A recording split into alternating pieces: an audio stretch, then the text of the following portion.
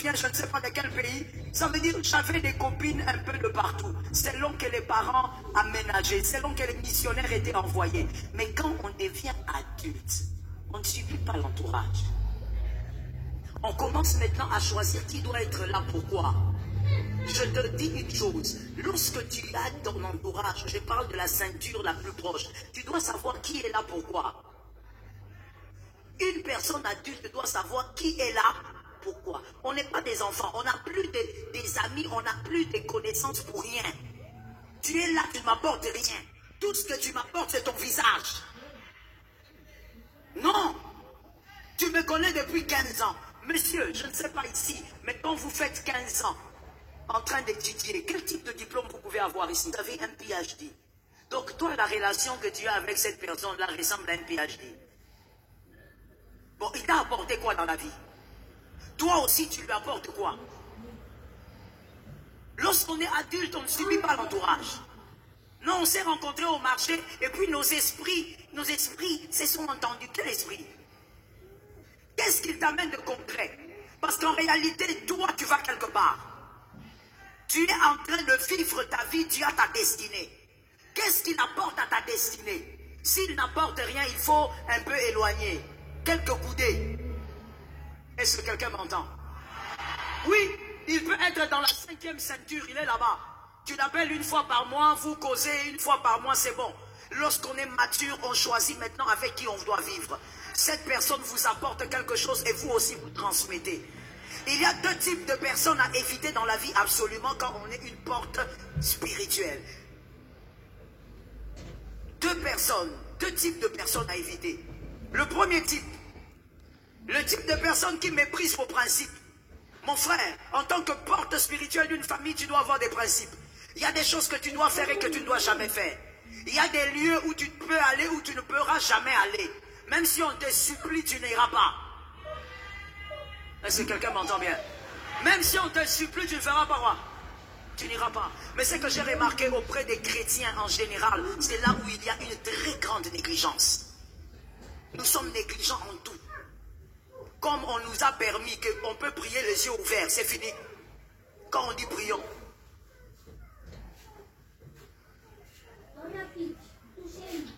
La liberté, une liberté qui amène un désordre. Nous sommes négligents en toutes choses. On va te dire, tiens, donne ton offrande. Oui, tu prends l'offrande, je ne sais pas, 250 000. Hein? Tu prends ton enveloppe, tu dis, je donnais 250 000. On te donne là. Quand tu pars, tu arrives chez toi, tu dis de toutes les manières, le bishop n'est pas avec moi ici. Même si j'ai mis 50. Ah, je vais mettre seulement ce que je fais. Et tu amènes librement quelque chose que tu n'avais même pas. Tu ne fais pas le feu que tu n'avais pas fait ici. Tu le déposes là librement, tu pars. Pourquoi tu te dis, bah écoutez, c'est l'église. Et alors, mon frère, s'il y avait un marabout ici, tu allais faire ça. Ah, j'ai aimé ta franchise. L'autre là, il a fait semblant. J'ai aimé ta franchise, tu n'allais pas faire ça. Certaines négligences, bien aimées, doivent quitter de nous. Tu dois avoir des principes dans la vie. Quand tu es une porte spirituelle de ta maison, de ton couple, de ta famille, tu respectes certains principes. Il y a des heures à laquelle tu ne peux pas recevoir des gens chez toi. Ce sont des heures que tu consacres pour ta maison. Ce sont des heures que tu consacres pour la prière. Tu respectes. Mais il y a des gens dans vos vies, quand elles viennent, elles commencent à mépriser vos principes. Tu viens, tu lui dis, non, aujourd'hui c'est le jour, moi je travaille beaucoup. Aujourd'hui je dois rester avec ma femme. C'est depuis quelques années, en tout cas le lundi, je reste avec ma femme. Ah, toi aussi. Toi aussi, c'est quoi? Hein? Tu penses que tu es jeune? Non. Appelle la femme d'autrui, la vieille. Ma soeur, fâche-toi si on t'appelle comme ça. Non, laisse la vieille là. Viens, on va aller se balader. Et toi aussi, très influençable, monsieur. Un leader de famille ne doit pas être influençable. J'ai aimé cette amène là. Même si ce sont les femmes qui ont donné la main. Un leader de famille ne doit pas être influençable. Mon frère, je t'assure, moi je ne peux pas suivre un leader influençable. Parce que tu vas nous amener dans un trou. Aujourd'hui tu es d'accord, demain tu n'es pas d'accord. Madame, suis un homme, un leader de famille qui ne se laisse pas influencer par n'importe quoi. Tu es sûr de là où il vous amène. Quand il dit 2022, nous allons faire ça, nous faisons ça. Ce n'est pas quand son ami vient là, son meilleur ami depuis l'enfance là. Ils sont meilleurs amis depuis l'enfance. Et quand il arrive, il est là pour briser tous les principes. Non, aujourd'hui, tu vas rester avec moi. Rester avec toi comment? Toi, tu es un ami. Tu n'es pas sa femme. Il y a des gens qui viennent dans vos vies, ils commencent à mépriser vos principes. C'est l'heure du culte, lui, il te dit, oh, tu peux aller en retard. Oui. Il impose la négligence dans les choses qui sont sacrées pour toi. Apprends à respecter tes propres principes. Et apprends à être sévère avec toi-même. Est-ce que quelqu'un m'entend? Ces genres de personnes ne doivent pas rôder autour de ta vie. Tout le monde n'est pas Ésaü. Non, tout le monde n'est pas Ésaü. Ésaü, lui, peut aimer toutes les femmes étrangères. Il aime tout le monde. Ce n'est pas un problème. Et pour Isaac aussi, ce n'est pas un problème. Mais Rebecca, elle a la révélation. Elle sait que celui qui portera l'alliance ne doit pas épouser les femmes étrangères. Jacob est allé épouser les femmes de sa patrie. Pourquoi? Parce que c'est le porteur de l'alliance. Si tu vois un homme qui néglige les principes, laisse-lui avec sa vie. Mets un peu quelques coudées entre toi et lui. Est-ce que quelqu'un m'entend? N'oublie pas qu'il est écrit dans 1 Corinthiens 15, 33. Les mauvaises compagnies corrompent les bonnes mœurs. Il finira par te séduire. Deuxième type de personne à refuser autour de sa ceinture la plus rapprochée. Ces personnes qui t'éloignent des choses essentielles de ta destinée.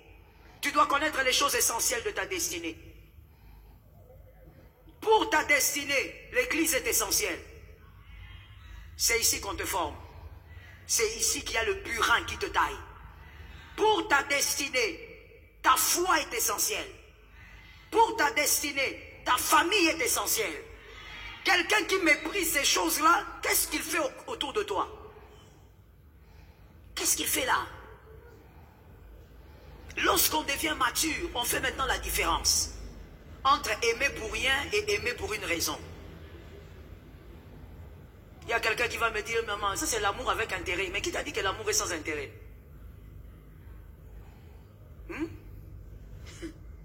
On peut expliquer ça rapidement? L'amour a toujours été avec intérêt. Dieu a tant aimé qu'il a fait quoi? Il a donné le fils pourquoi? Il n'a pas... Ah, papa, il ne faut pas dire ça ici. Il n'a pas donné son fils unique parce qu'il voulait simplement déverser la grâce. Il a donné son fils unique afin que quelqu'un croie. Intérêt ou pas intérêt? C'est pour que quelqu'un croie. C'est parce qu'il avait besoin d'une famille. Intérêt ou pas intérêt? Les hommes mariés, les femmes mariées sont ici. On peut lever la main que je vous voie? Merci. Je vous pose une question. Je commence par les hommes. Vous avez aimé cette femme-là pour rien? Ne répondez pas, il y aura des combats. Madame, vous avez aimé cet homme-là pour rien? La preuve, c'est que ce n'est pas Jean-Luc que tu as aimé, c'est lui. Pourquoi ce n'est pas Lucien que tu as aimé? Je parle de ton ex. Ah, tu n'avais pas compris. Pourquoi ce n'est pas Henri que tu avais choisi? C'est seulement celui qui est à côté là. Mais parce qu'il y avait un intérêt. Tu as regardé, tu as pesé les pour et les contre. L'amour, c'est toujours avec intérêt.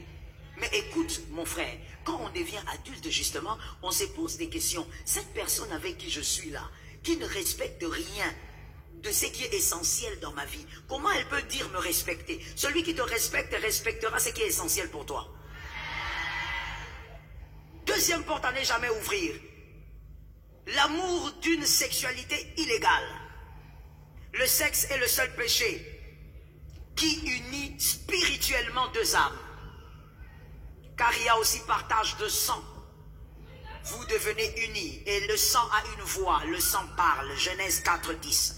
Le sang s'exprime toujours. Lorsque vous vous unissez avec une femme, un homme, dans une sexualité illégale, premièrement, merci pour ceux qui écrivent, vous devez savoir que vous vous unissez à cette personne, il y a partage de sang, ces combats deviennent des combats.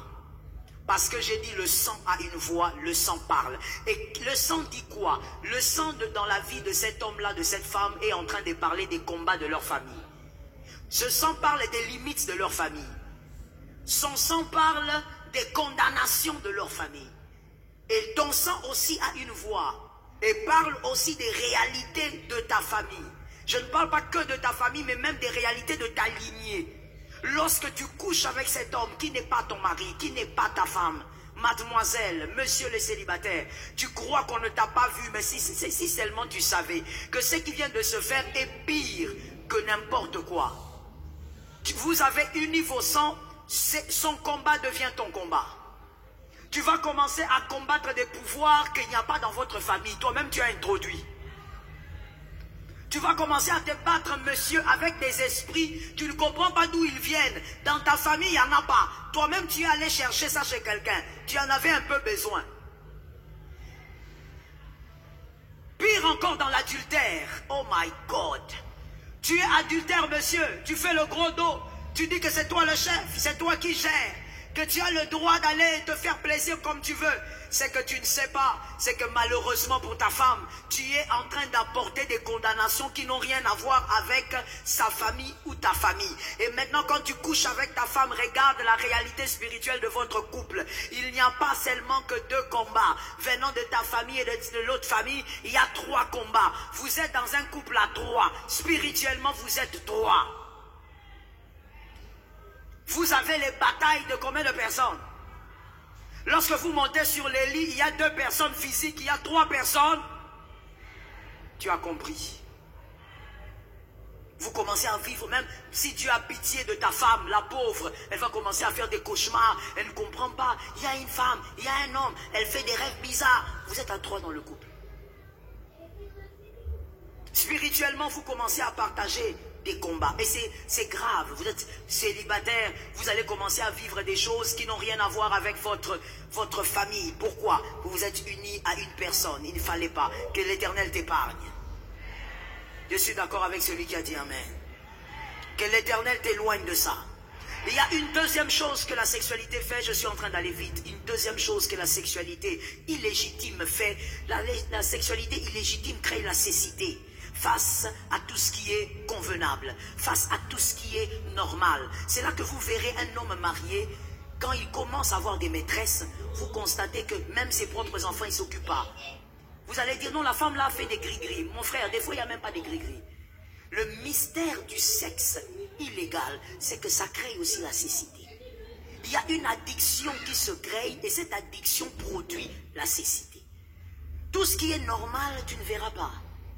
Lorsque tes enfants pleurent pour les frais, toi tu ne vois pas. Lorsque tes enfants ont des besoins, toi tu trouves pas ça normal. Tu vas dépenser dehors. Il y a un monsieur que je connais, lui, il vit avec une maîtresse et avec sa femme évidemment. Et donc, quand il est payé, il va donner l'argent à sa maîtresse. Et quand il donne tout là-bas. Et quand il donne chez sa maîtresse, comme il vient auprès de la maîtresse seulement le soir, le matin il passe. Et la journée, il passe chez la femme légitime. Quand il va, la journée, il revient le soir.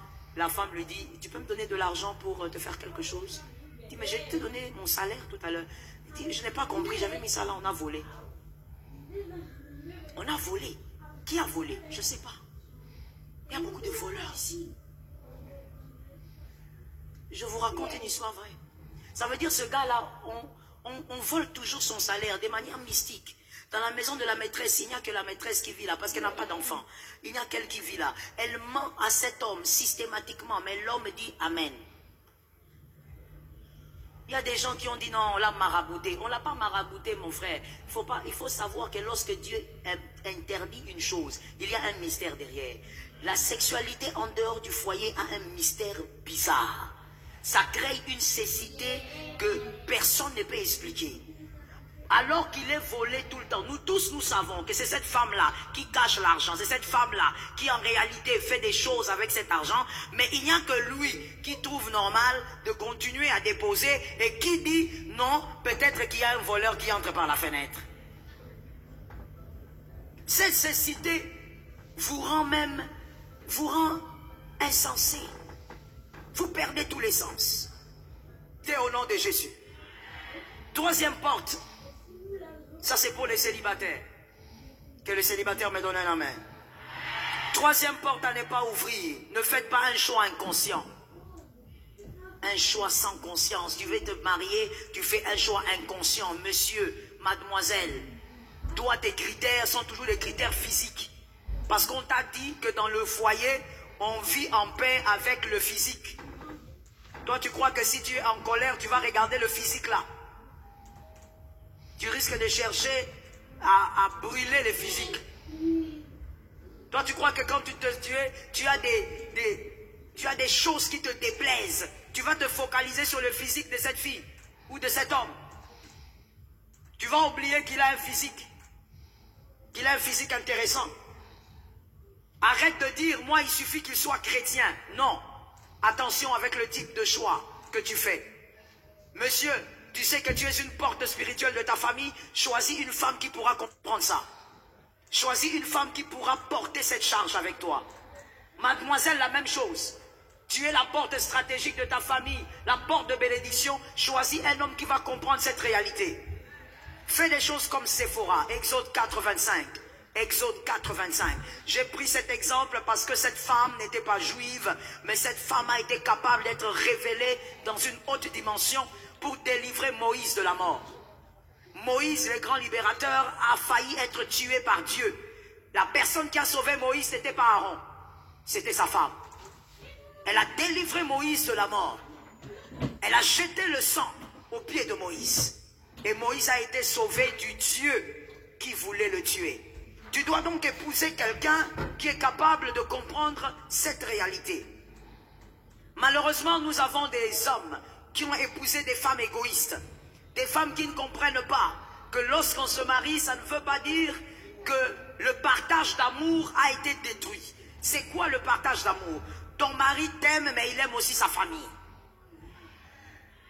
Je savais. Je savais que la main là n'allait pas venir. Je savais que pour que la main sorte, il faut que je vous paye. Je parle des femmes. La main ne peut pas sortir. Ça là. Il y a même des femmes qui ont dit amen seulement dans la bouche, maman. Dans le cœur, je refuse, je chasse. Je m'élève, je détruis. C'est ça la réalité de la vie. Ton mari t'aime, mais il aime sa famille. Il aime ses amis. Il y a le partage d'amour au fait qui se fait. Et madame, vous devez être capable d'avoir assez de maturité pour comprendre ça. La Bible dit l'homme quittera son père et sa mère s'attachera. Mais la Bible ne dit pas le père, la mère, les sœurs quitteront le cœur de ton mari. La Bible ne dit pas qu'en t'épousant, ces personnes vont quitter son cœur. Tu as peut-être épousé un homme qui est stratégiquement important pour sa famille dans la dimension spirituelle. Quoique marié, sa prière influence toujours sa famille. Quoique marié, sa prière impacte toujours ses frères. Il faut que tu aies la sagesse de comprendre que c'est sa responsabilité spirituelle. Et tu dois l'aider à accomplir sa responsabilité, à réaliser sa responsabilité. Madame, la même chose. Tu es peut-être responsable spirituel de ta famille. Alors attention à qui tu vas choisir. Ne choisis pas quelqu'un qui va te détruire. Ne choisis pas un égoïste qui va te faire croire que votre vie se résume à vous deux. Certes, votre couple est une nouvelle entité. Mais si tu as des responsabilités spirituelles, ça ne se brise pas. Un amen normal. C'est comme ça qu'Esther, je t'ai trouvé un modèle biblique. Esther croyait aussi comme toi. Elle se disait, je suis mariée, j'ai ma petite fille, j'ai mon petit mari, et puis le reste, ça ne me concerne pas. Mardoché lui a dit, écoute, il y a des problèmes ici. Il dit, ah, moi je ne peux rien faire. Moi si on ne m'appelle pas, je ne peux pas partir, je veux mourir. Elle a parlé d'elle, elle a dit, je veux mourir, je. Tout dépend. Si tu es Ésaü, tu peux dire je. Si tu es Jacob, tu vas dire nous. Qui a capté? Je reprends pour la dernière fois avant d'évoluer. Si tu es Ésaü, tu vas dire j'ai ma femme, j'ai mes enfants, j'ai mon mari, j'ai ma voiture, j'ai ma maison. Mais si tu es Jacob, tu es le précurseur d'une grande descendance. Tu vas dire nous. Tu vas dire je ne peux pas faire parce que j'ai une famille. Parce que les frères comptent sur moi spirituellement. Mardoché lui a dit, maman, si tu ne comprends pas que tu n'es pas là que pour toi, quelle belle phrase. Que tu n'es pas là que pour te marier et faire tes enfants là. Même quand tu es là, mais tu as aussi un peuple. Tu dois te battre pour le peuple. Esther a jeûné 3 jours avec les autres. C'était pour qui? C'était pour le peuple, c'était pas pour elle. Elle n'allait pas être atteinte. C'était pour son peuple. Et donc, même en étant marié, si le Seigneur t'a déjà révélé que tu es la porte de bénédiction pour ta famille, choisis bien l'homme qui va t'accompagner. Ne choisis pas un homme qui va te dire, je ne veux pas voir ta mère ici. Je ne veux pas voir tes frères ici. Je ne veux pas te voir prier pour tes frères. Je ne veux pas te voir prier ici. Voilà pourquoi, mademoiselle, il ne faut pas te marier coûte que coûte. Marie-toi quand le Seigneur va permettre que ça soit le temps de ton mariage. Je bénis les sœurs qui ont dit amen. Il ne faut pas dire mariage coûte que coûte. Tu veux te marier, on se pose la question. Vous savez, une fois, j'ai reçu un couple dans mon bureau. J'ai reçu la fille, parce que la fille, c'est ma fille. Elle me dit, maman, je vais te présenter quelqu'un. Je dis, d'accord, venez tel jour. Ils sont venus au bureau. Je regarde la fille. Je regarde les garçons. Je regarde encore la fille. Je regarde les garçons.